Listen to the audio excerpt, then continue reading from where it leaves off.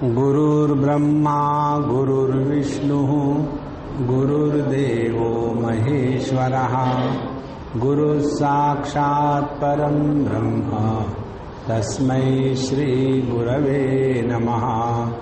तस्मै श्री गुरवे नमः।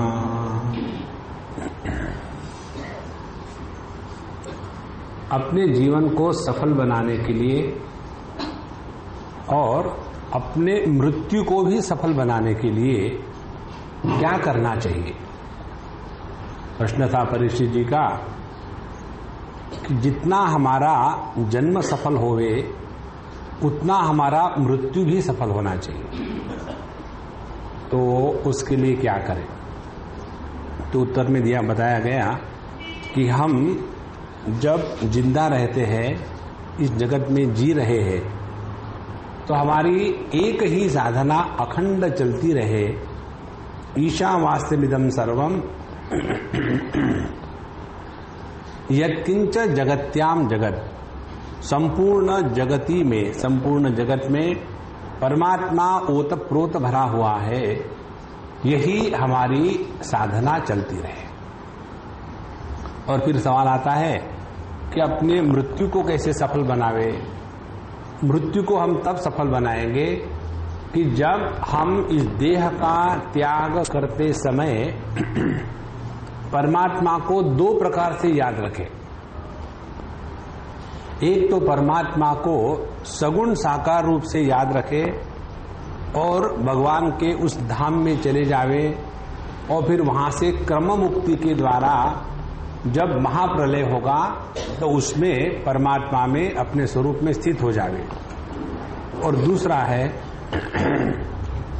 हम इसी देह का त्याग करने के पश्चात फिर इस पुनर्जन्म के चक्कर में ना पड़े।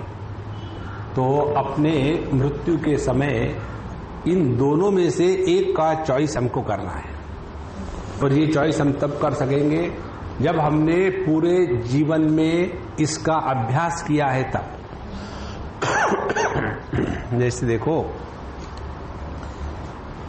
हमको जिस चीज का अभ्यास होता है उसको करने के लिए प्रयत्न की आवश्यकता नहीं होती, और जिसका अभ्यास नहीं होता उसके लिए प्रयत्न की आवश्यकता पड़ती है। तो हमने जीवन भर यदि भगवान का दर्शन नहीं किया, भगवान की कथा नहीं सुनी, भगवान का नाम स्मरण नहीं किया, तो ये कल्पना करना कि मरते समय हमको इस सब चीज की याद आएगी, ये असंभव है। तो फिर हमने जीवन भर क्या किया? जीवन भर हमने अनेक प्रकार के व्याप बढ़ाए, अनेक प्रकार के कार्य किए, अनेक लोगों के साथ दोस्ती करी, दुश्मनी करी, उसमें हम पूरे जीवन भर जी करके उसमें एक्सपर्ट हो गए, और उसमें एक्सपर्ट होने के कारण मरते समय वही याद आएगा, भगवान नहीं याद आएगा। इसीलिए हम जब पूरे जीवन में भगवान के स्मृति का अभ्यास करेंगे तब वो भगवान का स्मरण हमारे लिए बिना प्रयत्न का होने लगेगा। और देखो, जब हम मृत्यु के शैया पर रहते हैं और सभी लोग प्रार्थना करते हैं, मुझे पता नहीं किसके लिए प्रार्थना करते हैं, प्रार्थना जरूर करते हैं, और जब सभी लोग प्रार्थना कर रहे हैं उस समय हमारे जितने भी ऑर्गन्स है, इंद्रिय है, उस पर का हमारा नियंत्रण समाप्त हो जाता है। हमारे जो स्फिंक्टर्स होते हैं वो ढीले होने लग जाते हैं। उसके बाद हमारी जो जिह्वा है वो लटकने लग जाती है। फिर हमारे जो बाकी के अंग है वो शिथिल हो जाते हैं। उस समय प्रयत्न के द्वारा कुछ नहीं हो सकता, क्योंकि वहां प्रयत्न संभव ही नहीं है। सिर्फ एक स्थान में मनुष्य को जीवन में प्रयत्न की आवश्यकता नहीं होती, और वो स्थान है अंतःकरण के विचार। अब ये देखो, बड़ा अच्छा विचार प्राप्त हुआ है सुबह सुबह आज। हम लोग हमेशा परेशान होते हैं कि हमारे मन में अच्छे बुरे विचार क्यों आते हैं। तो हम अच्छे बुरे विचारों के लिए प्रयत्न थोड़ी करते हैं। कोई भी व्यक्ति बुरे विचार आने के लिए प्रयत्न नहीं करता, वो अपने आप आते हैं। तो हमको इसी प्रकार से बिना प्रयत्न के जब प्रभु का स्मरण बना रहेगा तो वही मरते समय काम में आता है।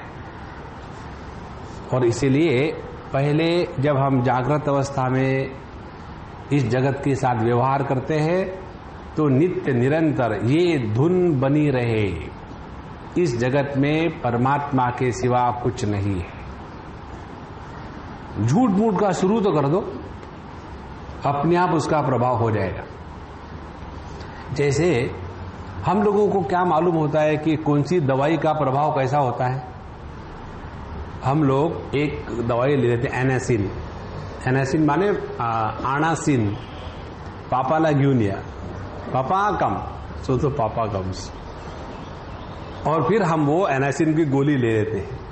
तो वो एनासिन की गोली अंदर जाने के बाद हमको किस प्रकार से हमारे दर्द को दूर करती है वो मालूम थोड़ी होता है, वो अपने आप हो जाता है उसके अपने प्रभाव से। उसके लिए हमको अपने मन में उसके ज्ञान की आवश्यकता नहीं है। उसी प्रकार से भगवान का नाम स्मरण नित्य निरंतर करने से उसके प्रभाव से अपने आप सब कुछ हो जाता है, हमको जानने की कोई आवश्यकता नहीं। तो इस प्रकार से जब हम अपने जीवन को चलाते रहेंगे तो मरते समय भगवान का स्मरण बिना प्रयत्न के आने लगेगा। जब भगवान का स्मरण बिना प्रयत्न का आने लग जाता है तब समझ लेना हमारी पश्यंती वाणी पवित्र हो चुकी है। सबसे पहली जो स्थूल वाणी है हम सबकी वो है हमारी वैखरी वाणी। वैखरी वाणी का पावित्र्य और शुद्धि होने के बाद हम पहुंच जाते हैं मध्यमा वाणी के स्थान पर। हमारी मध्यमा वाणी होती है कंठ प्रदेश में, और जब उस मध्यमा वाणी में अनेक सालों तक, अनेक जन्मों तक जब हम भगवान का नाम स्मरण करते हैं तब यह जो भगवान का नाम स्मरण है वो अपनी मध्यमा वाणी से और सूक्ष्म स्थान पर पहुंच जाता है, जिसको कहते हैं पश्यंती वाणी, जिसमें प्रयत्न का राहित्य होता है, बिना प्रयत्न की अनुभूति आती है। और इस स्थान पर पहुंचने के लिए मरने के पहले हमको जगत में जब जीते हैं तब भगवान का नाम स्मरण करते रहना चाहिए, और वो नाम स्मरण बिना प्रयत्न के। और इसीलिए ये 1-2 दिन की या 15 मिनट माला घुमाने की बात नहीं है। निधिध्यासन अर्थ है कि दिध्यासा, दिध्यासा माने हमको परमात्मा के दर्शन की इच्छा है, ध्यास लगा हुआ है, और ये नित्य है। ऐसे नहीं कि 15 मिनट की तो लगता है भगवान का दर्शन होवे, बाकी नहीं, ऐसी बात नहीं। तो ये जब निधिध्यासन बनता रहेगा तब हमारा मन प्रभु में विलीन होने के लिए तैयार है। और इसलिए हमको पहले बताया भगवान के विराट रूप का कैसा ध्यान करना चाहिए। अब दूसरी प्रक्रिया प्रारंभ होती है इस 8वें मंत्र से, द्वितीय स्कंद का 2 अध्याय 8वां मंत्र। केचित् स्वदेहांतर हृदय आकाशे प्रादेश मात्रम पुरुषम वसंतम चतुर्भुजम कंजरथांग शंख गदाधरम धारणया स्मरंती। वो गदाधरम है, गधाधरम नहीं है। विशेष करके दक्षिणी लोग द और धो को मिक्स करा देते हैं। ओम गधाधराय नमः, भगवान भाग जाएंगे, मेरे हाथ में गधा पकड़ दिया। तो कोई साधक इस प्रकार से भगवान का स्मरण करते हैं। कैसा स्मरण करते हैं? अब भगवान के सगुण साकार क्या हो गया आज, भगवान के सगुण साकार रूप को हम अपने हृदय में धारण करना प्रारंभ कर देते हैं। तो हमारा हृदय आकाश, उसमें हम भगवान का रूप देख रहे हैं। अब जरा ध्यान से सुनना। समझो हमको एक हाथी को देखना है, तो हाथी को हम कहां देखते हैं? हाथी जिस स्थान पर है उस स्थान पर देखते हैं, या हाथी को अपने हृदय में देखते हैं? यदि हम उस हाथी को अपने हृदय में देखते हैं तो इतना हाथी हृदय में जाने के बाद वो तो फट जाएगा बाबा। लेकिन होता नहीं वैसा, क्योंकि हृदय आकाश इस भूताकाश से बड़ा होता है। इसलिए ये कभी कल्पना मत करना, जब हम हृदय में भगवान के रूप का ध्यान करते हैं तो वहां बताते हैं अंगुष्ठ मात्र पुरुषः मध्य आत्मनिधिष्ठति ईशान भूत भव्यस्य ततो न विजुगुप्सते। वो भगवान अंगूठे के आकार का है, ये कल्पना नहीं करना है। हमारे हृदयाकाश में भगवान पूर्ण रूप से है। तो जब हम यहाँ अपने आंखें बंद करके बैठे भगवान का ध्यान कर रहे और भगवान इतने सुंदर है, उनके चेहरे पर मुस्कान है, उनका नील वर्ण है, उनके घुंघराले बाल है, चिकने बाल है, उनकी आंखें कमल के जैसी सुंदर है। जब इसका सब का हम ध्यान करते हैं तो ये कल्पना मत करना कि छोटे से मिनिएचर, जैसे अपने कंप्यूटर में कहते हैं ना मिनिमाइज और मैक्सिमाइज, तो उस प्रकार से छोटे से भगवान को बता दिया और खुजर खुजर हो रहा, ये कल्पना मत करना। तो ऐसे हृदय में भगवान का हमको अब ध्यान करना है। दूसरी महत्व की बात, भगवान का ध्यान हमेशा उसी प्रकार से करना चाहिए जो शास्त्र सम्मत है। हम ऐसा ध्यान कभी नहीं करें कि भगवान अभी नया मिलेनियम शुरू हो गया इसीलिए वो ड्रेस चेंज करके आ गए, अभी वो जीन में रहते हैं और हाथ में बांसुरी की जगह में टेनिस की रैकेट है और सर में मोर मुकुट होने की जगह में उल्टी टोपी है। तो भगवान का जो ध्यान हमको करना है जैसा शास्त्रों में बताया है उसी प्रकार से। इसका ऐसा दुराग्रह क्यों? ध्यान से सुनना। इसलिए कि हमारा मन उसको एक विशेष आकार हमको देना है। अभी इस समय हमारे मन ने इस देह का आकार धारण किया है, तो इस देह के आकार से हटा करके उसको निराकार में ले जाना है। इसीलिए इस देह के आकार में फंसा हुआ जो हमारा मन है उसको परमात्मा का वही रूप देना चाहिए जो देह आकार के जैसा होगा, तो आसानी होगी। और इसीलिए इस भगवान के इस रूप का ध्यान करने के लिए हमको बता दें। अब कैसा कहते हैं? प्रसन्न वक्त्रम नलितायते क्षणम कदम्ब किंजल पीश वाससम। एक एक शब्द भगवान के सौंदर्य का वर्णन है। अब भगवान का सबसे पहला सौंदर्य क्या है? देखो, कहते हैं प्रसन्न वक्त्रम, उनका चेहरा प्रसन्न है। भगवान के प्राप्ति की जो सबसे श्रेष्ठ साधना है वो ये है, हमेशा बाबा प्रसन्न रहो। और जो व्यक्ति हमेशा प्रसन्न रहेगा उसके क्या लक्षण है? एक, वो किसी के भी साथ चिड़चिड़ करके गुस्सा करके बात नहीं करेगा, किसी के भी साथ, मजाक में भी। तब जाकर के हम अपने हृदय में भगवान को अवतरित कर रहे हैं।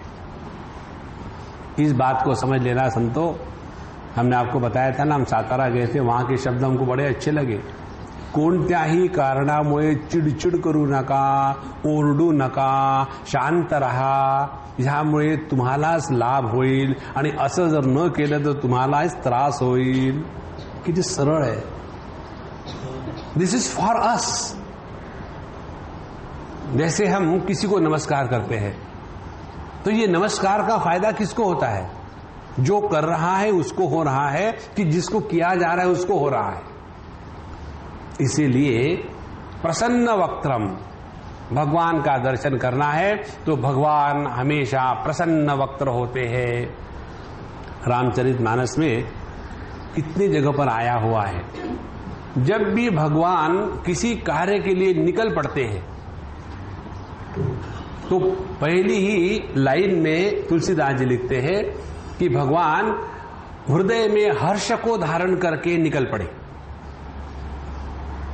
तो जो व्यक्ति भगवान को साथ में रख करके अपने जीवन के रथ को चलाता है, उसके जीवन में पहला लक्षण है प्रसन्न वक्त्रम, नित्य निरंतर प्रसन्न और आनंदमय रहता है।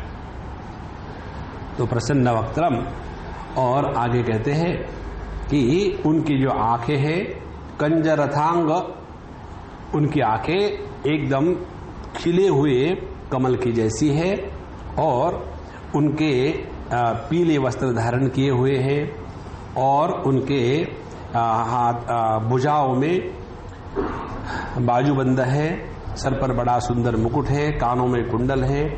उसके बाद उनके हृदय पर श्रीवत्स का चिन्ह है, गले में कौस्तुभ मणि लटक रही है, और वक्षस्थल पर वनमाला पड़ी हुई है, कमर में करधनी है, अंगुलियों में सुंदर सुंदर अंगूठियां हैं, और उनके बालों की लटें अत्यंत सुंदर निर्मल घुंघराली नीली सी है। उनका मुख कमल मंद मंद मुस्कान से खिल रहा है। ये सब वर्णन का तात्पर्य क्या है कि हम भगवान का जो ध्यान कर रहे हैं वो भगवान के मूर्ति का ध्यान नहीं कर रहे।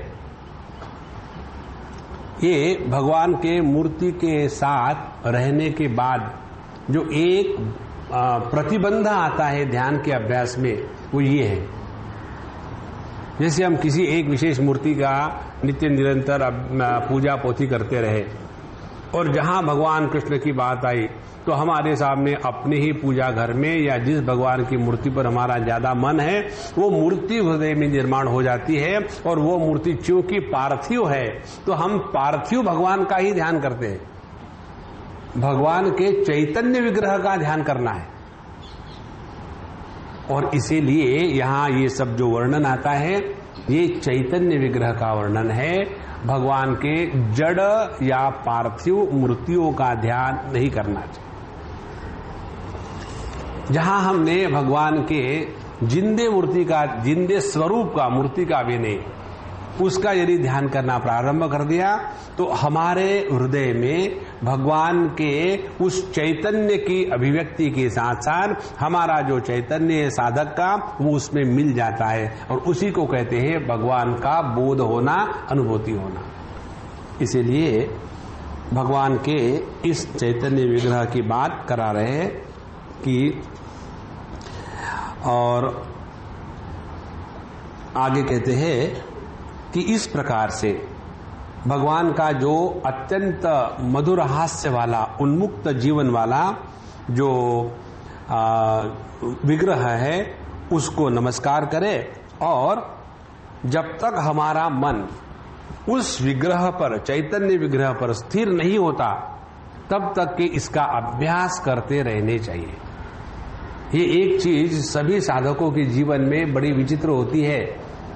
हम शुरू करते हैं आध्यात्मिक अपना जीवन, पहले दिन, दूसरे दिन से प्रश्न आना शुरू, साहब जी मन कंट्रोल में नहीं रहता। अरे बाबा, एक क्षण भर तो भगवान के सामने बैठे बड़े मुश्किल से, तो ओब्लाइज गॉड, और चाहते हैं मन को नियंत्रण में आ जाए।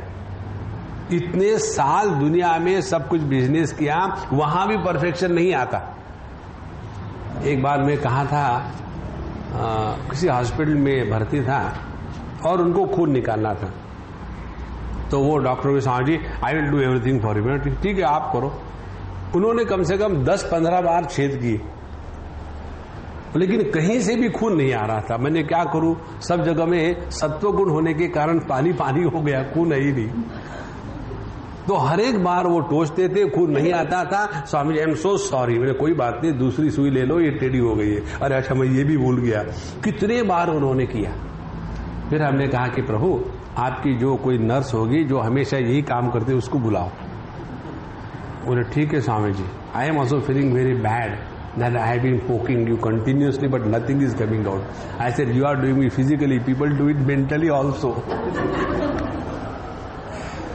तो तुमने जैसा पोक किया तो कुछ निकला नहीं, तो जो मेंटली पोक करते उनको भी कुछ निकलता नहीं, वैसा का वैसा ही है।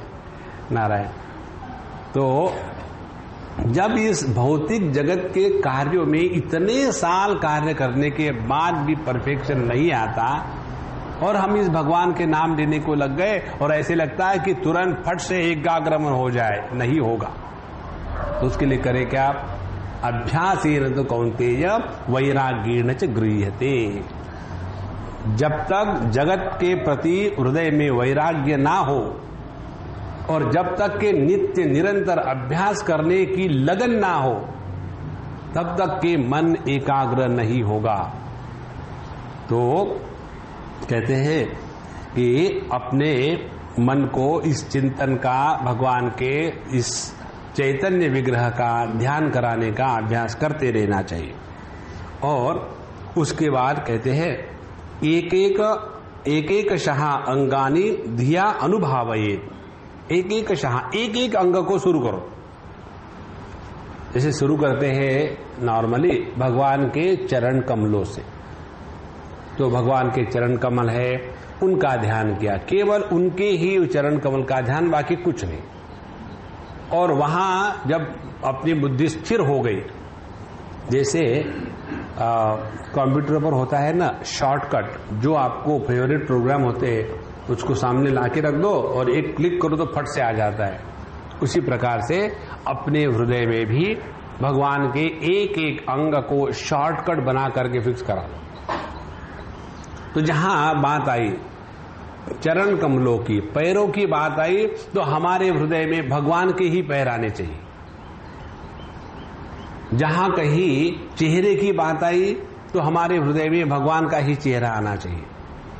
जहां कहीं मुस्कान की बात आई तो हमारे हृदय में भगवान की ही मुस्कान आनी चाहिए। जहां कहीं सुंदर बालों की बात आई तो हमारे हृदय में भगवान के ही बाल दिखने चाहिए। इस प्रकार से नित्य निरंतर अभ्यास करते करते भगवान के एक एक अंग का जब ठीक से ध्यान होने लगे तो एक अंग से दूसरे अंग पर गए, और ऐसा करते करते हम भगवान के रूप में प्रतिष्ठा प्राप्त कर लेते हैं। तो यह जो भगवान है, यह कोई दृश्य पदार्थ नहीं है कि इसको हम जड़ रूप से देखें। ध्यान से सुनना, वो दर्शन जिसमें त्रिपुटी का महात्म्य होता है, उसमें दृष्टा चैतन्य होता है और दृश्य जड़ होता है। और यदि हमारी ध्यान की प्रक्रिया में हमने भगवान के पार्थिव विग्रह का ध्यान करना प्रारंभ किया, तो हम इस समय केवल बौद्धिक दृष्टि से विचार की प्रवाह में ही बह रहे हैं, अभी विचारों के परे नहीं गए। और जब हम भगवान के चैतन्य विग्रह का ध्यान करना प्रारंभ कर देते हैं तो हम इन विचारों के परे चले जाते हैं। देखो, ये बहुत ही महत्व की और सूक्ष्म बात है। इसीलिए भगवान के चैतन्य विग्रह का ध्यान करने से हमको पता चलता है कि जिसका ध्यान हो रहा है वो शुद्ध चैतन्य है, जो ध्यान कर रहा है वो भी शुद्ध चैतन्य है। तो वहां किसी भी प्रकार के सगुण निर्गुण इसका भेद नहीं रहता। और इस प्रकार से होगा क्या कि हमारे हृदय में जो प्रेम होगा वो भगवत प्रेम होगा। जो जगत के वस्तु व्यक्तियों के प्रति प्रेम होता है, उस प्रेम में वृत्ति का परिच्छिन्न या परिच्छेद होता है। और इसीलिए ध्यान से सुनना, ये बड़ी मजे की बात है। हम अपने पत्नी से, खैर पत्नी से नहीं, हम अपने बच्चों से प्रेम करते हैं, क्योंकि उदाहरण शुड नॉट बी रॉन्ग ना, उदाहरण ठीक होना चाहिए, गलत उदाहरण कैसा है। तो हम अपने बच्चे से प्रेम करते हैं, लेकिन ये जो प्रेम होता है, ये प्रेम केवल जागृत अवस्था में बना रहता है। स्वप्नावस्था में और सुषुप्ति अवस्था में हमारा अपने बच्चों से प्रेम नहीं हो सकता, क्योंकि वहां वृत्ति का प्राबल्य नहीं है। सुषुप्ति अवस्था में वृत्ति का अभाव है, तो वहां हम किसी भी, ना तो बच्चे से, ना तो मां से, ना तो भाई से, किसी से प्रेम करते हैं। इसीलिए जिस प्रेम में वृत्ति का दुराग्रह है वह प्रेम हमको जड़त्व में फंसा करके बंधन का कारण बनता है। और जब हम अपने हृदय में भगवान के चैतन्य विग्रह को लेकर के ध्यान का अभ्यास करेंगे तो यह जो प्रेम होगा, ये प्रेम अब वृत्त्यात्मक नहीं होगा। और ये वृत्त्यात्मक प्रेम न होने के कारण उसमें आसक्ति नहीं आएगी। जिस प्रेम में आसक्ति होती है वो बंधन का कारण है, और जिस प्रेम में आसक्ति नहीं होती वो मोक्ष का कारण है। तो हमारी भगवान के चैतन्य विग्रह में जो प्रेम की जागृति होती है वही मोक्ष का कारण है। इसीलिए अपने हृदय में इस अभ्यास के द्वारा भगवत प्रेम जागृत हो जाता है। जब भगवत प्रेम जागृत हो गया तो जगत के वस्तु व्यक्तियों में हम कभी फंसते नहीं।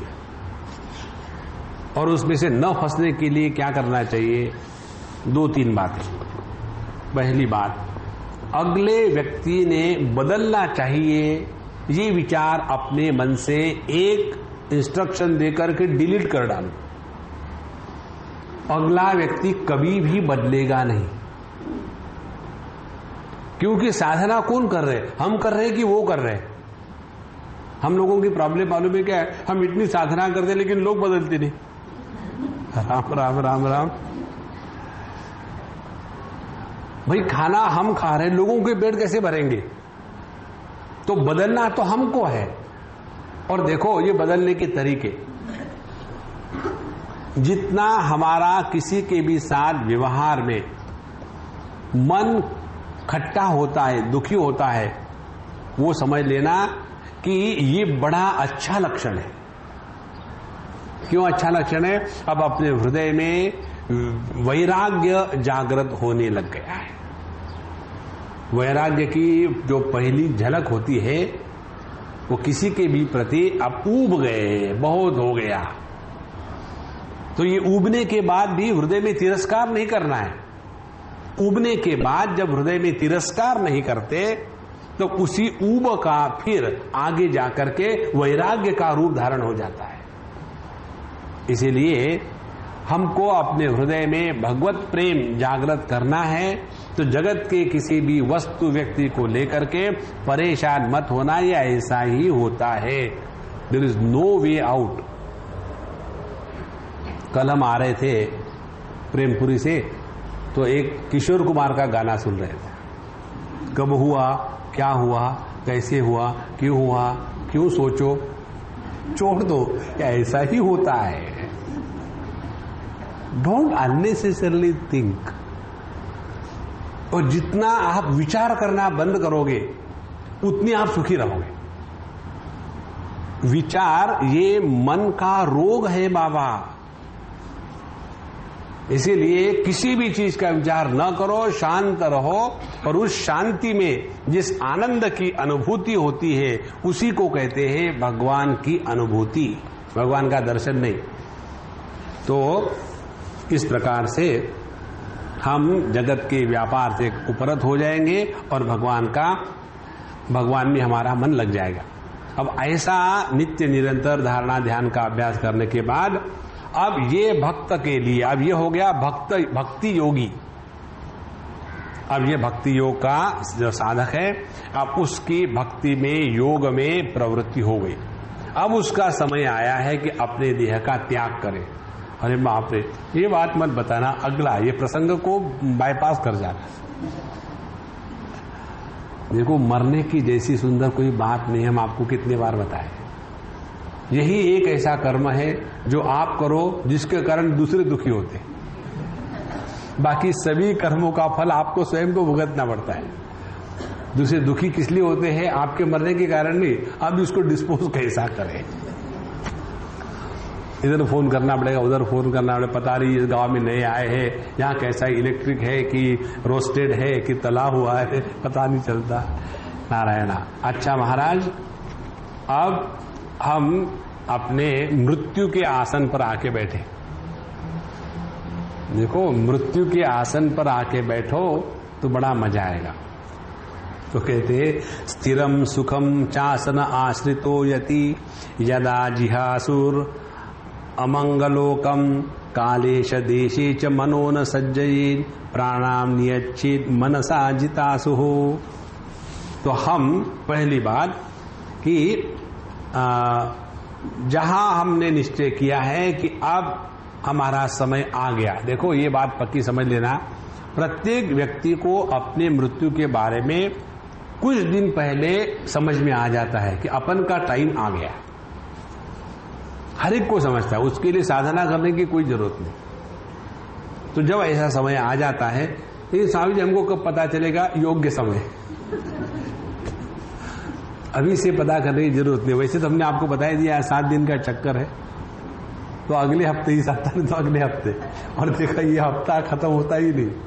नारायण।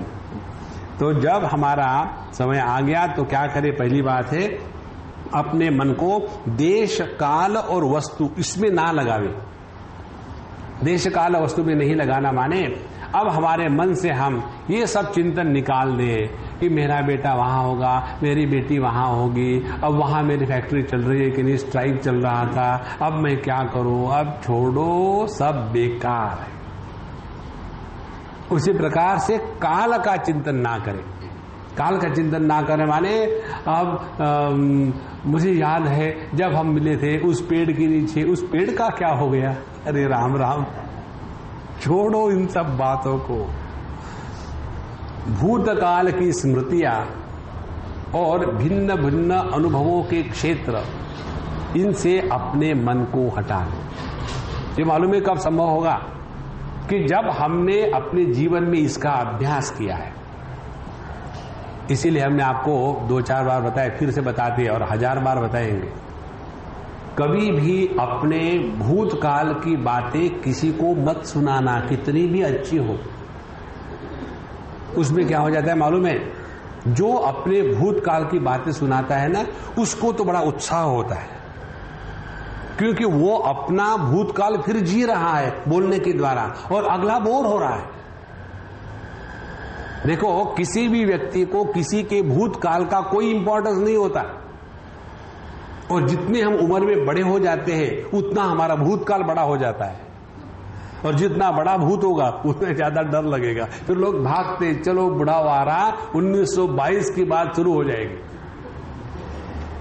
इसीलिए अपने मन से काल और देश इसका चिंतन न करने का तात्पर्य है कि हम जगत में किसी के भी साथ जब व्यवहार करते हैं तो किसी की कुंडली ना लिखे, कब पैदा हुए, कौन सा ग्रह था, कोई जरूरत नहीं। कहां से आए, कहां गए, किसी के बारे में कोई चिंतन ना करे, ना पूछे, और किसी को ना बतावे। लोग पूछेंगे आपको कि आप कहां से आए? वहां बांद्रा से आए। बांद्रा ये कौन सा गांव है? हाँ, सब बंदर रहते वहीं से आए। हमें बंबई की विशेषता है ना, बांद्रा में बंदर नहीं है, धोबी तालाब में धोबी नहीं है, और चर्च गेट पे चर्च नहीं है। विचित्र है हमारा बंबई। अच्छा महाराज, तो अपने मन को देश काल के चक्कर से हटा देंगे, और उसके बाद एकदम स्थिर होकर के आसन में बैठे। आप ये मेडिटेशन की बात बता रहे हैं कि मरने की बात बता रहे हैं? हम मरने की बात नहीं बता रहे, हम इस देह का त्याग करके प्रभु के चरणों में लीन होने की बात बता रहे हैं। मरता कौन है? आज तक ना कभी कोई मरा, ना कोई मर सकता है। ये सब क्या हो रहा है? नाटक हो रहा है। जैसे कोई आदमी दुखी नहीं होता, ये जितने दुखी होने वाले होते हैं ना, ये झूठ फूट का नाटक करते हैं। उनको डांट दो, कोई दुखी नहीं हो, तुम ठीक हो, अच्छी बात है। एक बार मैंने एक्सपेरिमेंट किया था, कुछ दिन पता नहीं मैं किस मूड में था, बिल्कुल मस्त आराम से बैठा हुआ था। एक अम्मा टपक गई और आने के बाद शुरू हो गया, स्वामी जी मैं बड़ी दुखी हूं, मुझे पता नहीं क्या कर रहा है जी, मैं डिप्रेशन में हूं, अब क्या होगा मेरा।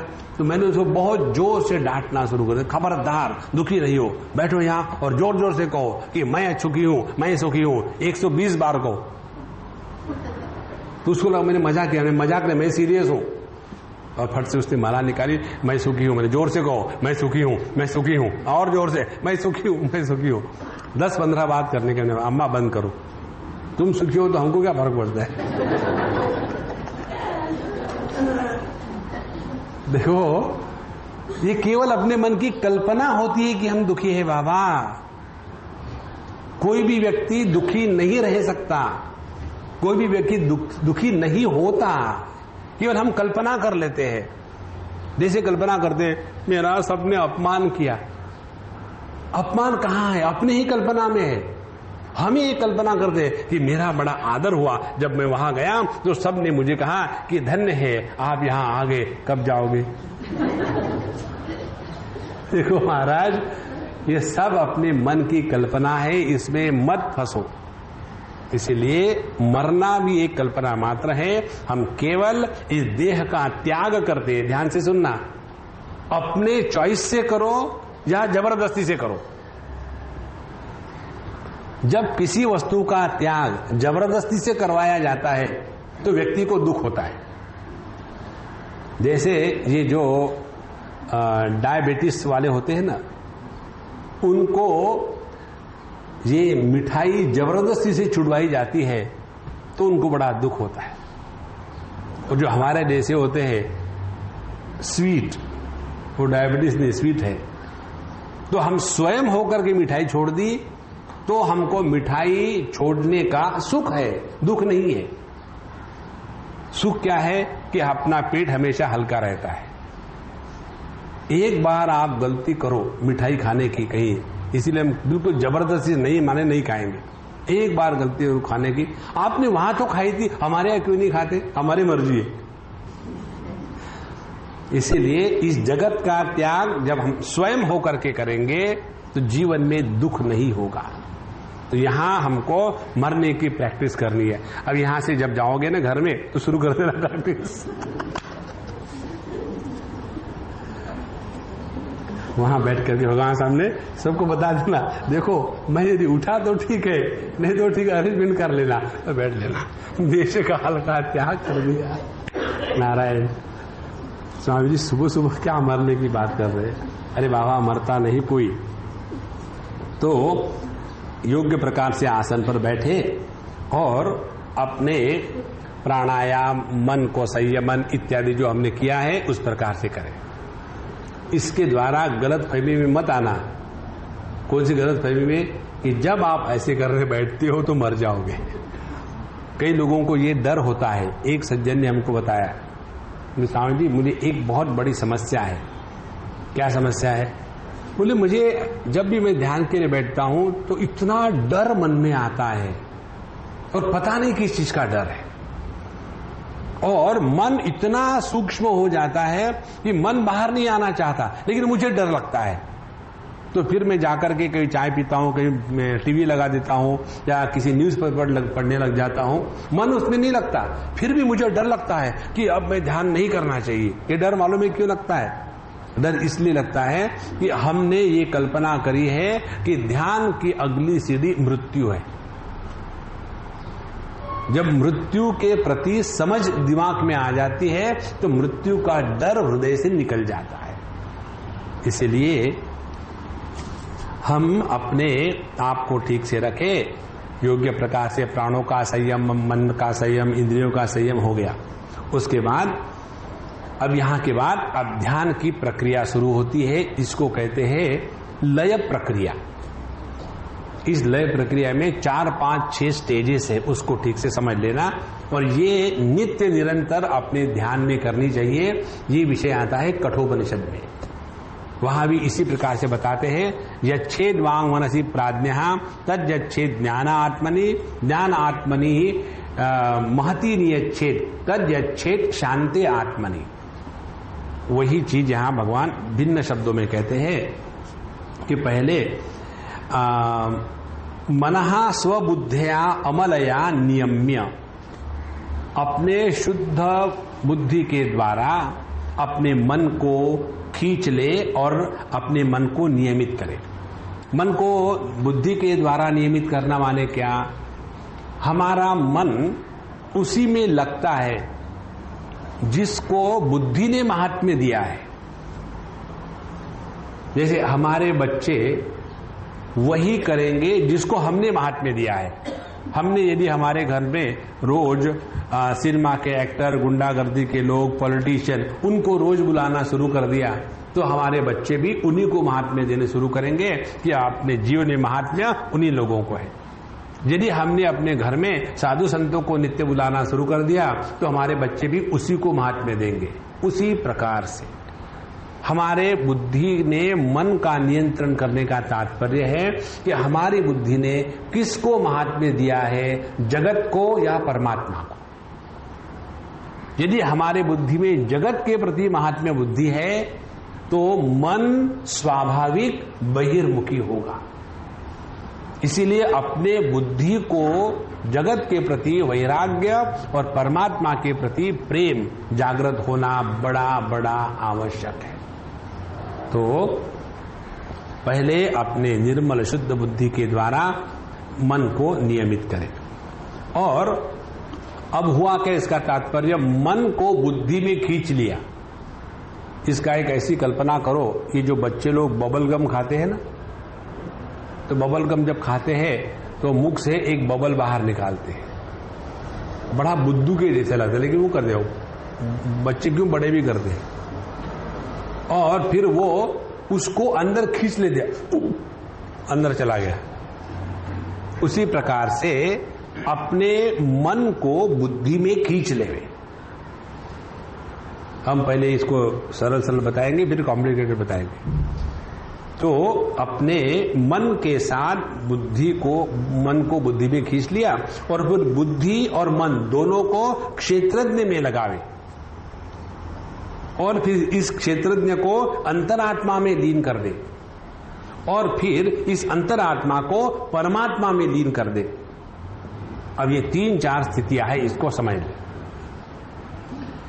मन को बुद्धि में लीन करना माने हमारे विचारों की वो स्थिति, देखो मन, बुद्धि, चित्त, अहंकार, ये जो 4 है जिसको अंतःकरण चतुष्टय कहते हैं, ये स्ट्रक्चरल भेद नहीं है। जैसी आंखें, इनका स्ट्रक्चर भिन्न है, कान इसका स्ट्रक्चर भिन्न है, नाक इसका स्ट्रक्चर भिन्न है। तो ये जो हमारी आंखें, कान, नाक है, ये केवल फंक्शनली भिन्न नहीं है बल्कि स्ट्रक्चरली भी भिन्न है।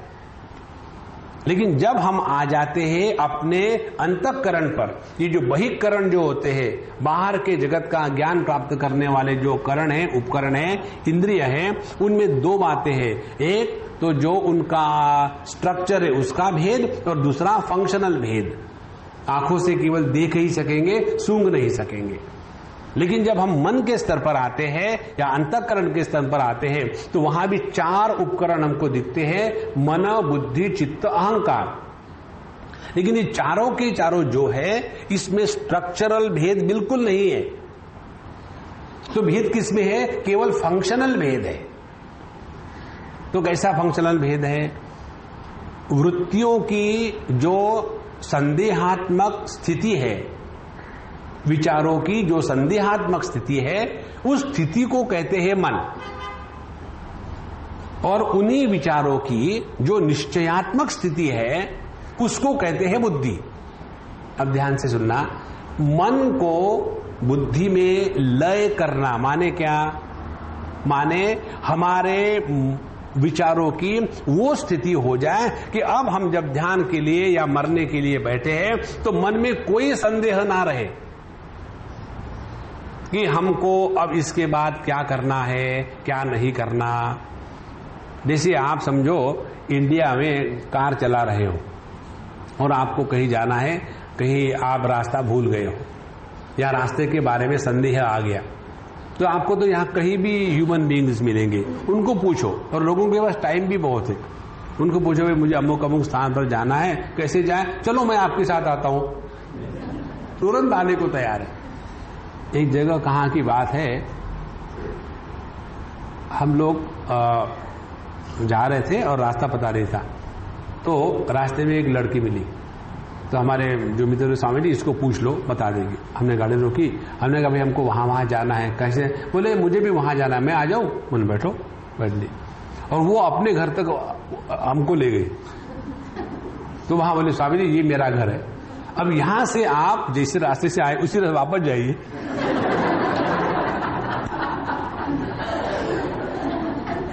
और जो चौक आता है वहां से लेफ्ट टर्न कर लीजिए और वहां किसी को पूछ लीजिए राम राम।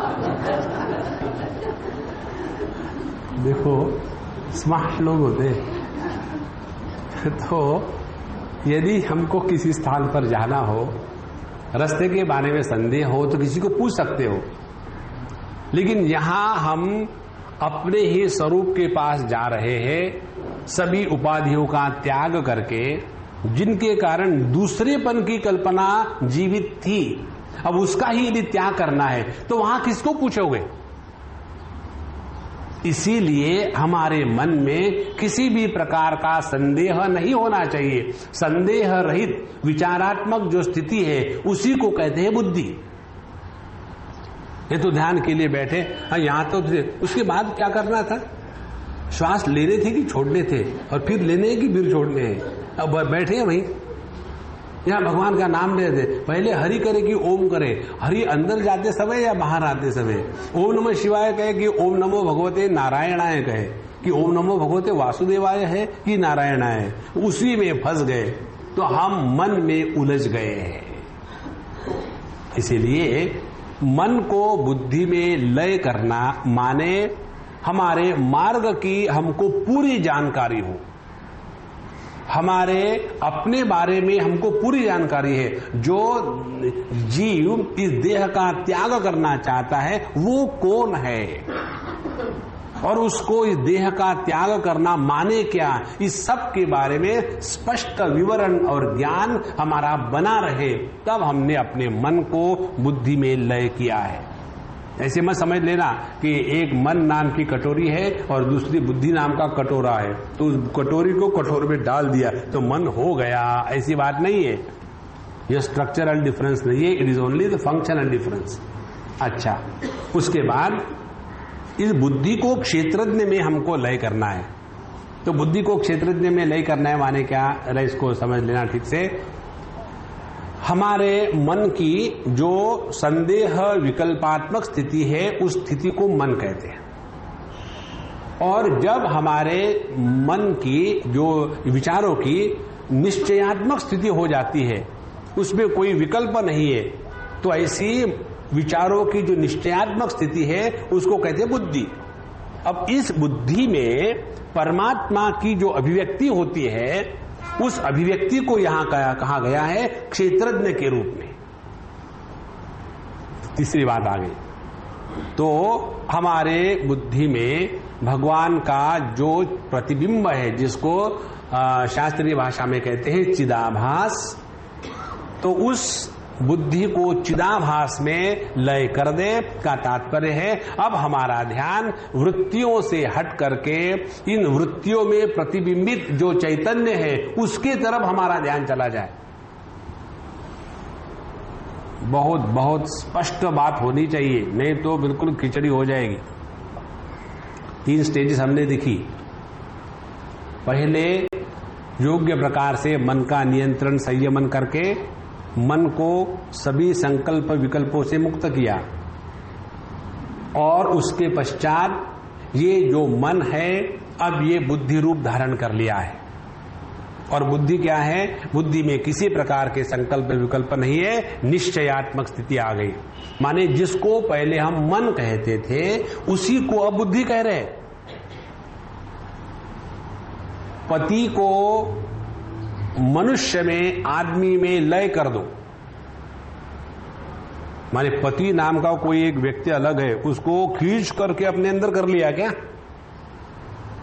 आदमी वही था, उसने जब पत्नी को महत्व दिया तो उसमें से पति निकल आया, और आदमी दुखी नहीं होता है, दुखी हो रहा पति।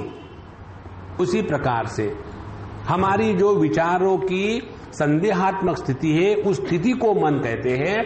अब जब वो स्थिति समाप्त हो गई और निश्चय हो गया, निश्चय क्या हो गया? जगत की कोई भी वस्तु अब हम पर प्रभाव नहीं डालती, क्योंकि हमने देश काल वस्तु इनका त्याग कर दिया है। ध्यान से सुनना, ये सब बातें स्पष्ट होनी चाहिए। अब ऐसी जब स्थिति हो गई तो ऐसी विचारों की स्थिति को अब बुद्धि कहते हैं। अब ऐसे बुद्धि में परमात्मा की जो अभिव्यक्ति है उस अभिव्यक्ति को कहते हैं चिदाभास। और इसी के कारण वृत्ति जड़ होते हुए भी परमात्मा के चैतन्य के प्रतिबिंब के कारण उस वृत्ति में चेतना आ जाती है। जैसे बल्ब अपने आप में प्रकाशात्मक नहीं है, ना तो कांच है, ना तो उसके अंदर का नाइट्रोजन वायु है, ना तो उसके अंदर का जो फिलामेंट है, कहीं भी प्रकाश नहीं है। प्रकाश उस बिजली में भी नहीं है, लेकिन वही बिजली जब उस वायर के अंदर से जाती है या वो फिलामेंट से जाती है तो वहां प्रकाश की जो अभिव्यक्ति है उसको यहां उन्होंने कहा है कि हम अपने बुद्धि को इस क्षेत्रज्ञ में लय कर दे। माने अब हमारा ध्यान जड़ता से हट करके इस चैतन्य में चला जावे। ध्यान से सुनना, जड़ता से माने बुद्धि से मन को चैतन्य में ले आना, माने वृत्ति का व्यापार समाप्त हो गया है। अब कोई वृत्ति का व्यापार नहीं है, क्योंकि वृत्ति रहित चैतन्य को मन कहते हैं। जहां चैतन्य में वृत्तियां निर्माण होने लग गई उसी को मन कहा, और जहां मन में से सभी वृत्तियों का समापन हो गया तो उसको बुद्धि कहा। और इस बुद्धि में जो परमात्मा की अभिव्यक्ति है उसको कहा चिदाभास। जहां हमारा ध्यान इस चैतन्य रिफ्लेक्टेड कॉन्शियसनेस पर जाएगा वहां जो रिफ्लेक्टिंग मीडिया है वो अपने आप गायब हो जाएगी। और इस प्रकार से हमने क्या किया है, पहले अपने इंद्रियों को, मन को नियंत्रित किया, फिर मन को बुद्धि में ले आए, बुद्धि को चिदाभास में ले आए। अब यहां होने के बाद क्षेत्रज्ञ को अंतरात्मा में लीन कर दे। अब फिर ये जो चिदाभास की स्थिति है वहां हमने अपने आप को जीव के रूप में ग्रहण कर लिया है। अभी भगवान दूर है तो हमने अपने आप को चिदाभास के रूप में पहचान लेने का तात्पर्य है कि अब हमने अपने आप को जीव के रूप में स्वीकार कर लिया है। अब ये जो जीव है, यह जीव सभी उपाधियों से भिन्न है। ये ना तो जगत के रिश्ते नाते से कोई मतलब रखता है, ना तो किसी हमारे स्थूल देह, सूक्ष्म देह, इससे कोई मतलब रखता है। तो यह जो जीव इन सभी उपाधियों से भिन्न है, उसके रूप में हमने अपने आप को ग्रहण कर लिया।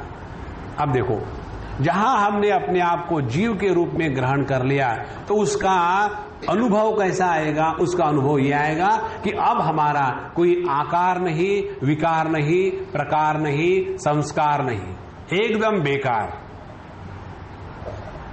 इस जीव का अपना कोई आकार नहीं होता, इस जीव का अपना कोई जेंडर नहीं होता, लिंग भेद नहीं होता, इस जीव की कोई अपनी आयु नहीं होती, इस जीव का अपना कोई जन्म नहीं होता।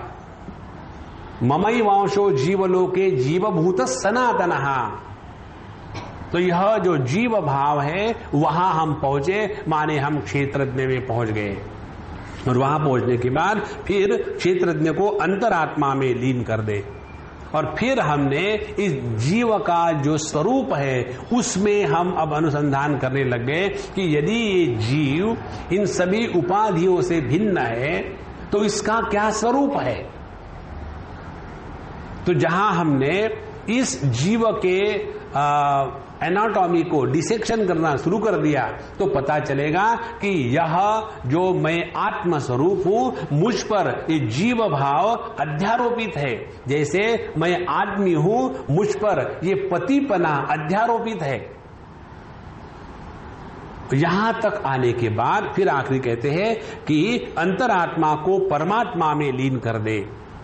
फिर जो हमने अपने आप को आत्म रूप से ग्रहण किया है उसके बाद उसका जब अनुसंधान करते हैं तब पता चलता है कि आत्मा और परमात्मा ये दो वस्तु नहीं है, वहां अनुभूति होती है एकमेवा द्वितीय नेह नानास्ति किंचन, वहां केवल मैं मात्र हूं।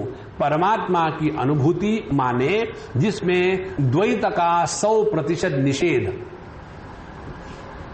केवल अपने अस्तित्व का भान, only being conscious of being. दूसरे शब्दों में कहे, where being and knowing is one. यह जो अंतिम अनुभूति है कि जिसमें अनुभव करता, अनुभव और अनुभव का विषय ये तीनों एक हो गए हैं, उस स्थिति को कहते हैं हमने अपनी अंतरात्मा को परमात्मा में विलीन कर दिया। इस प्रकार से हम धीरे धीरे अपने देह से अपने आप को हटा करके परमात्मा में लीन कर दे, और ऐसे व्यक्ति के जीवन में फिर कोई भी किसी भी प्रकार का कर्तव्य नहीं बना रहता, क्योंकि अब उनमें व्यक्तित्व नहीं है। भगवद गीता के 3 अध्याय में विषय आता है, यस्त्वात्मरतिरेव स्यात् आत्मतृप्तश्च मानवः आत्मन्नेव च संतुष्टः तस्य कार्यम माने कर्तव्यम न विद्यते। जिसने अपने स्वरूप को पहचान लिया है उसके जीवन में किसी भी प्रकार का कर्तव्य बाकी नहीं रहता, और जिसके हृदय में ये कर्तव्य का बोझा खत्म हो गया है वही मुक्ति का लायक अधिकारी है। जब तक ये दिमाग में बना रह जाए ना, मुझे ये करना है, मुझे वो करना है, ये मेरा कर्तव्य नहीं, क्या अपने छोटों को देखना। मैं बताऊं आपको एक बात, आपको अच्छी नहीं लगेगी लेकिन मुझे अच्छी लगती। जो लोग कर्तव्य कर्म की ग्लोरी लेकर के सर के ऊपर घूमते हैं ना, वो महा अहंकारी होते हैं। कर्तव्य कर्म का अस्तित्व कर्तृत्वाभिमान पर अवलंबित होता है। अपने कर्तृत्वाभिमान को सोने का वरख लगाने के लिए उसको सुंदर नाम दे देते हैं। हम तो भैया अपने कर्तव्य से बने हुए, भगवान ने भी कहा है कर्मण्येवाधिकारस्ते मा फलेषु कदाचन। आगे क्या है, कुछ तो भी होगा। इसलिए भैया इस कर्तव्य it is okay up to KG1 KG2 not beyond that, लेकिन वी आर क्विंटल 1 फिर भी KG की बात करे जा रहे हैं। सो इस प्रकार से हमने अपने आप को प्रकृति से अलग कर लिया, प्रकृति में लय नहीं होने दिया। देखो ये महत्व की बात क्या है, ये सभी की सभी प्रक्रिया रोज हम लोग करते हैं जब हम नींद को जाते हैं, लेकिन नींद में जब हम जाते हैं तो प्रकृति में लीन हो जाते हैं, और यहां जो हमारा हम जा रहे हैं वो अपने स्वरूप में पहुंच रहे हैं। ये बहुत ही आवश्यक डिफरेंस समझना है, नहीं तो निद्रा को हम मेडिटेशन कहेंगे तो सोचेंगे कि कल रात को मैं इतना बढ़िया मेडिटेशन में गया, सिर्फ जब वो रजाई निकल गई और एसी ज्यादा ठंडा हो गया तब मेरी नींद खुल गई। इसीलिए हमको ये फर्क समझ में आना है। अच्छा महाराज, जब हम प्रकृति के परे चले गए तो उसका तात्पर्य क्या? उसका तात्पर्य ये हुआ कि अब हमारे जीवन में सत्व रजस तमस इन तीनों गुणों का कोई मतलब नहीं है। जब हम प्रकृति में लीन हो जाएंगे तो फिर ये 3 गुणों को बंधन में बैठे रहेंगे। इसीलिए कहते हैं कि न यत्र काला अनिमिषाम पर प्रभु कुतो नु देवा जगताम ईश्वरे न यत्र सत्वम न रजस्तमश्च न वै विकारो न महान प्रधानम। फिर उस स्थिति में पहुंचने के बाद वहां ना तो प्रकृति है, ना तो प्रकृति के 3 गुण हैं, ना तो 3 गुणों का कार्य बंधन है, ना तो वहां महत तत्व है, कुछ नहीं, केवल मैं मात्र एकमेवा द्वितीय नेह नानास्ति किंचन। इस अपने ब्रह्मात्मैक्य का बोध, इसी को कहते हैं भक्ति ने अपने हृदय को पवित्र किया और फिर ऐसे पवित्र हृदय को परमात्मा में लीन कर दिया।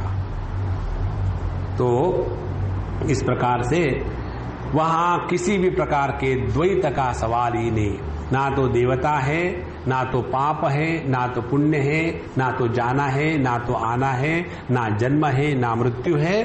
और ऐसे स्थिति में पहुंचने के लिए जो अभ्यास हमको करना है, न इति न इति न इति, सबका त्याग करते करते जो अहेय है, अहेय माने जिसका त्याग नहीं हो सकता, जिसका त्याग नहीं हो सकता, वहां जब हम पहुंच जाते हैं तब जाकर के हम अपने स्वरूप में फिट हो गए। किसका हम त्याग कर सकते हैं? हम त्याग कर देते हैं तमोगुण का जब निद्रा से उठ जाते हैं, हम त्याग कर देते हैं रजोगुण का जब स्वप्न से उठ जाते हैं, हम त्याग कर देते हैं सत्वगुण का कि जब सत्संग में भी सो लेते हैं। तो जिसका जिसका त्याग हो सकता है वो मैं नहीं हूं। इस प्रकार से जो अहेय वस्तु है, जिसका त्याग संभव नहीं, उसके ऊपर तक जाने तक हमारी साधना अपूर्ण रही है। और त्याग हम किसका करते हैं? ध्यान से सुनना। एक व्यक्ति दान करता है और वो दान जब देता है तो उसकी क्या बुद्धि होती है कि बेचारा गरीब है, उसको ये 5 रुपए काम आ जाएंगे, आज का खाना खा लेगा। तो दान करने में जिस वस्तु का दान होता है उसके प्रति महात्म्य बना रहता है, और जिस वस्तु का त्याग होता है उसमें वस्तु के प्रति जो महात्म्य बुद्धि है वो नष्ट हो जाती है। इसीलिए दाने नहीं के अमृतत्व मानुष्य नहीं कहा, त्यागे नहीं के अमृतत्व मानुष्य। तो जब तक हमारे बुद्धि में इस जगत के किसी भी वस्तु, व्यक्ति, देश, काल, परिस्थिति इसका महात्म्य बना हुआ है, तब तक के प्रभु का अनुभव होना असंभव है। इसीलिए जो भगवान नहीं है उससे हमको कुछ लेना देना, उसका त्याग करो। जैसे बिजनेसमैन, हमको केवल वही बिजनेस करना है जहां पैसा मिलता है, लेकिन देखो आपको भले नुकसान हो रहा हो लेकिन लोगों को बड़ा इससे फायदा हो रहा, लोगों को मालूम हो रही, हमको अपना देखना है कि लोगों का देखना है। उसी प्रकार से यदि हमको प्रभु के दर्शन करने हैं तो जो त्याज्य है वो त्याज्य ही है, उसको पकड़ के मत रखो। इस प्रकार से परम पदम वैष्णवम आमनंती तद जन्नेति नेति इति उत्थित सुक्षवः विसृज्य दौरात्म्य मनस्य सौहृदा रुदोपगुर्जार पदम पदे पदे। इस प्रकार से धीरे धीरे धीरे हमने जिस जिस वस्तु में महात्म्य धारण किया था और जिस जिस वस्तु को हमने आत्मबुद्धि से ग्रहण किया था, हम जगत के वस्तुओं को कैसे आत्मबुद्धि से ग्रहण करते हैं? यह मेरा घर है, यह मेरा बच्चा है, यह मेरी कार है, ये मेरी बिरादरी है, ये मेरा देश है। तो हमने पहले अपने आप को इन वस्तुओं में बांध के रखा है मेरा या ममता के द्वारा। फिर दूसरी स्टेज आती है कि ये देह मेरा है, विचार मेरे हैं, मन मेरा है, इंद्रिय मेरा है, दूसरी स्टेज। तीसरी स्टेज आती है कि मैं देह हूं, मैं इंद्रिय हूं, मैं मन हूं, मैं बुद्धि हूं। तो जिस जिस वस्तु में हमने ये जो अहम बुद्धि धारण करके रखी है उनका जितना त्याग होते जाएगा उतना हम अपने स्वरूप में पहुंचेंगे, अन्यथा नहीं। इस प्रकार से धीरे धीरे सभी अनात्म वस्तु से अपने आप को उपरत करने के पश्चात जो अत्याज्य है, जिसका तिरस्कार, जिसका त्याग असंभव है, ऐसे अपने स्वरूप में आकर के विराजमान होना, इसी को कहते हैं देह का त्याग करना। ध्यान से सुनना, ये त्याग जब हो जाता है तो उसके बाद आप जिंदा रहो या मरो कुछ फर्क नहीं पड़ता। अरे अरे इसका मतलब अभी तक मरे नहीं हम। अरे बाबा मरते नहीं हम, यही तो सौंदर्य है। नहीं तो यही होगा कि अमरत्व की प्राप्ति के लिए रिक्वायरमेंट है मृत्यु। तो हमको यदि जिंदा जी परमात्मा का अनुभव हुआ तो ही तभी वो अनुभव है, नहीं तो वो होगा भारत रत्न। पहले मरो फिर आपको मिलेगा भारत रत्न। इसीलिए यह जो प्रक्रिया है भले बताई हो कि हमको अपना देह का त्याग करने के लिए हमने इस प्रकार से अपने आप को कर लिया है, और फिर धीरे धीरे बस उसके बाद समझो स्वामी जी मरे नहीं तो क्या करो, उठ के चाय पियो, क्योंकि दुख लोगों को होगा, आपको थोड़ी दुख होगा, आप तो आनंद स्वरूप हो। और हमने सोचा कि वो बैठे थे मरने के लिए, अब कब मरेंगे कब मरेंगे, फिर उठ के चाय मांगने लगे, अब क्या करो। एक अम्मा को हम जानते हैं, वो मर गई थी और उसको नीचे उतारा, और उतारने के बाद सभी उसको वो सीढ़ी उड़ी पर रखने के लिए सब तैयारी होगी, कंबल पर रख दिया था, और हम उस अम्मा के साथ 2-3 साल रहे हैं। और उसके बाद जब सब पंडित आ गए, कुछ मंत्र कहने लगे, तो उसने आंखें खोली और पूछा, बेटा तुम लोग क्या कर रहे हो? और वो थी 90 साल की और उसका बेटा था 70 साल का। तो बेटा क्या करेगा, मम्मी चुप हो जाओ ऐसे थोड़ी होगा। फिर उसको उठाया और फिर बिस्तर पर रखा, और फिर उनको पंडित को कहा, आई एम सो सॉरी। क्या कर सकते, वो नहीं मरी, मैं क्या कर सकता हूं। पंडित भी ये नहीं कहता कि you are to give my visiting fee, no. अब क्या करें। अच्छा, उसके बाद उस घर में एक लड़के की शादी होनी थी। उस लड़की की शादी 2, 3, 4 साल तक पोस्टपोन करते गए, क्योंकि इसका पता ही नहीं कब मरेगी। और जब हम वहां थे तो वो इतनी सुकड़ गई थी, एकदम हड्डियों को चमड़ी में लपेट के रखा, ऐसी मम्मी की जैसी हो गई थी वो। उसका खाना पीना बंद, उसके बच्चे उसको ग्लूकोज वाटर देते थे मुंह में, थोड़ा सा 2-4 चम्मच, और उसकी आंखें इतनी तेज पुंज थी, आवाज स्पष्ट थी। और हम उसके साथ बैठ करके पूरा भगवत गीता का पाठ करते थे, रोज करते थे। तो वो हमको कहती थी, बेटा तुम भगवत गीता अच्छी पढ़ते हो, रोज आया करो।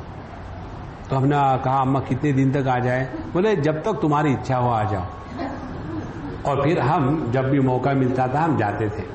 तो फिर उनके घर के लोगों ने हमको कहा, स्वामी जी अब हम क्या करें, देखो इसकी शादी है लेकिन अम्मा के कारण फंस गए, क्या करो? शादी कर डालो, वो मरेगी नहीं, वो ठीक रहेगी। बोले पक्की? हाँ पक्की बात है। फिर उस लड़की की शादी विधि हो गई, और वो शादी विधि होने के बाद फिर 8 साल के बाद वो मरी। अब देखो, गतासु न गतासुश्च नानुशोचन्ति पंडिताः। इसीलिए ध्यान का इस अभ्यास में रहते रहते रहते, देखो यहां मृत्यु की बात मालूम है क्यों कही है। यदि ध्यान का अभ्यास करने के पहले हमारे मन में कोई भी संकल्प रहे, देखिए ये संकल्प रहे कि अब ध्यान के बाद मुझे ऑफिस में जाना है, ध्यान के लिए बैठे, वो जो ऑफिस में जाने का संकल्प है ना, वो आपको ध्यान में बैठने नहीं देगा।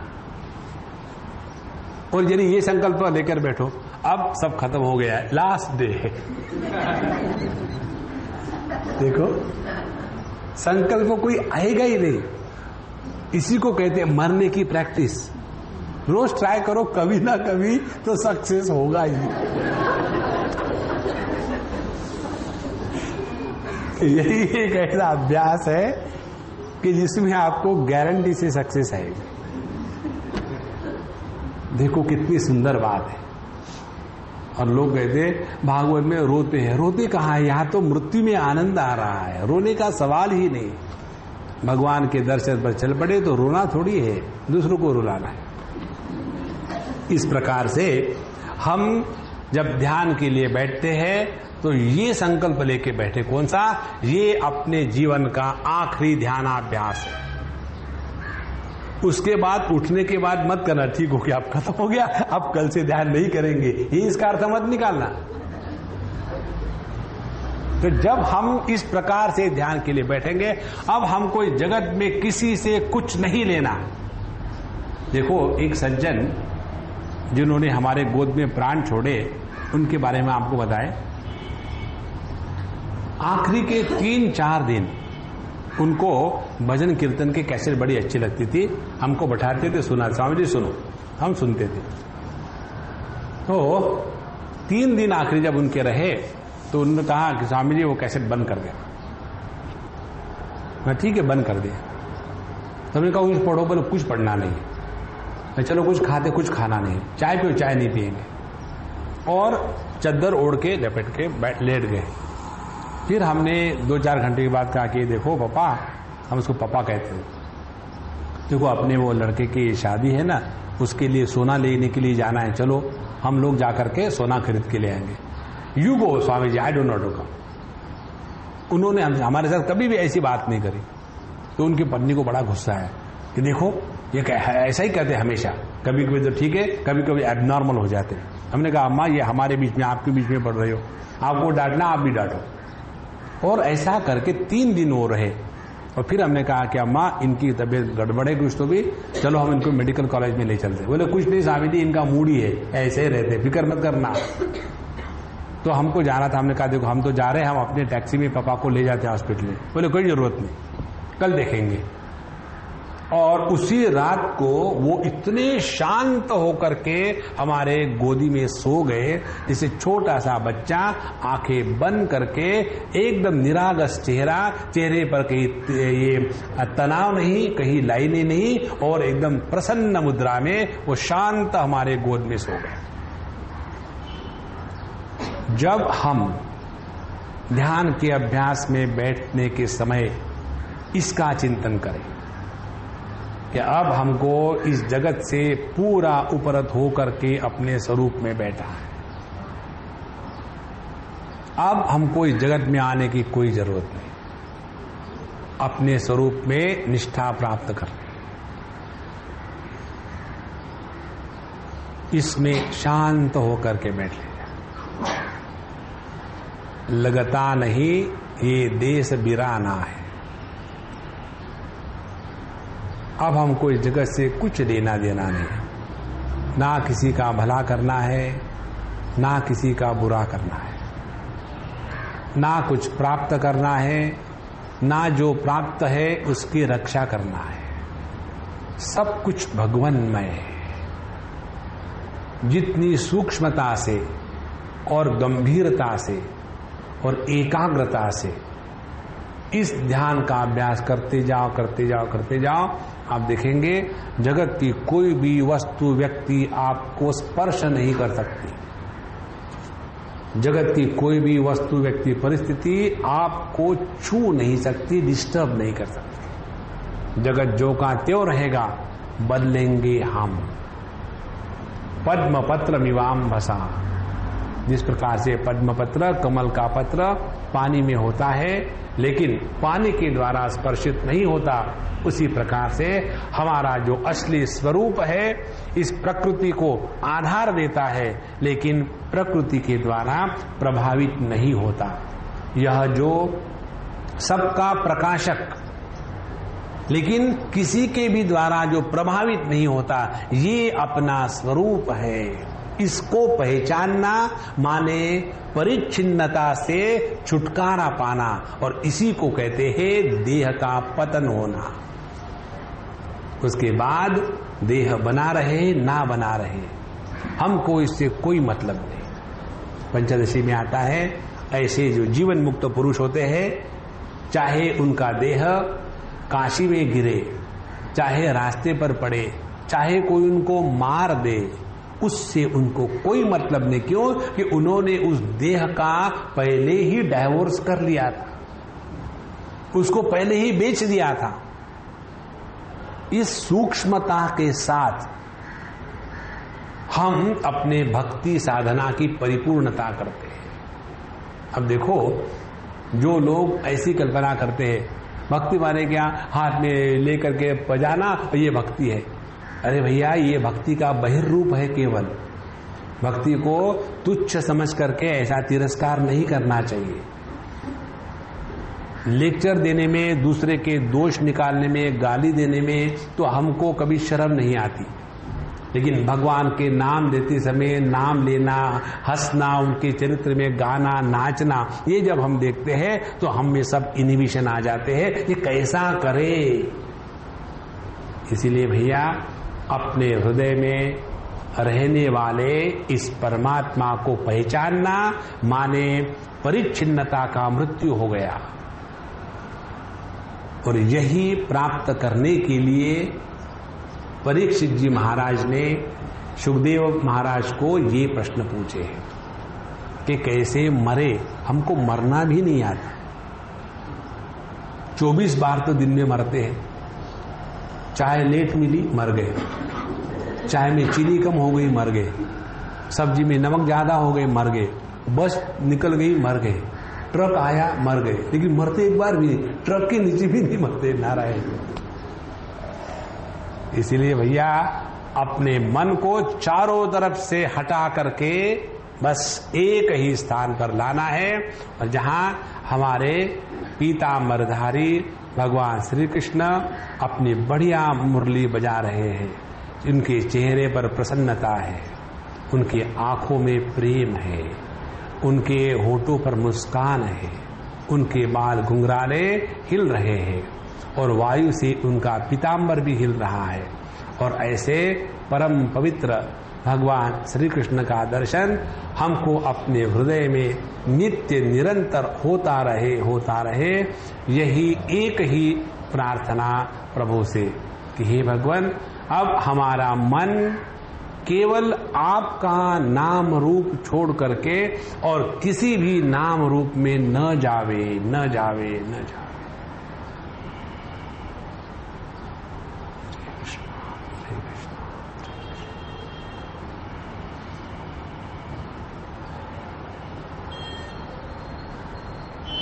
यह जो हमारे अंतःकरण की स्थिति है,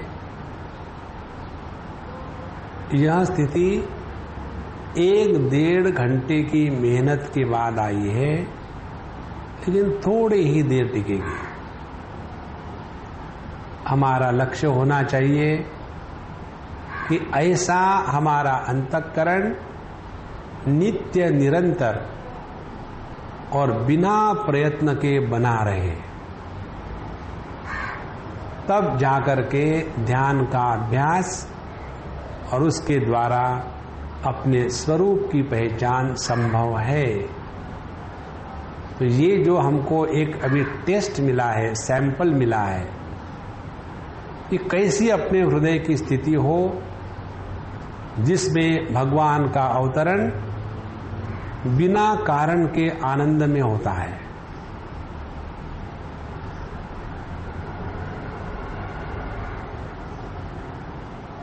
यह जो आत्मरति,